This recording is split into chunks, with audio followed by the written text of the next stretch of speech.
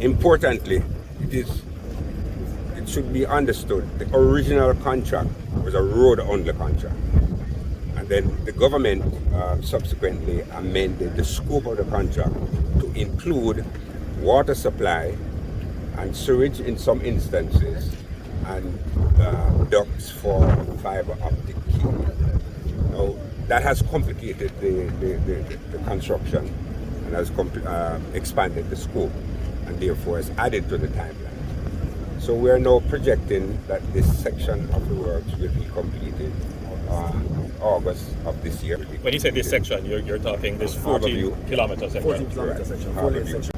All right. So, from the reviews that you have presented to me, and from what I'm seeing and my own knowledge of what the contractors are capable of doing, August seems to be a firm deadline that is well within your reach. Absolutely. And we can commit that should be the case. This piece of infrastructure here, this 14 kilometers, is it 14? It's 17 for B2, but 14 kilometers of 4-lane. Oh, 14 kilometers of 4 lane. Right. My recollection was correct, right? This will open up this region in a significant way, and it will certainly, at completion, ensure that access to the eastern end of the island is seamless.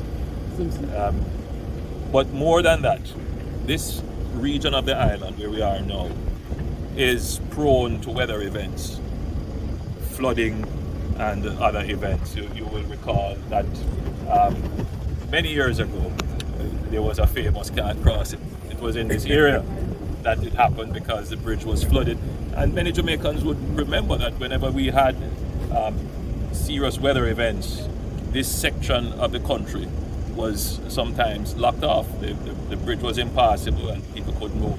We are now standing on a piece of infrastructure here, a bridge, which in any country would be considered, world class. It is a magnificent piece of infrastructure, this 4-lane bridge, which will ensure that the eastern end of the island is not cut off when there is a serious weather event.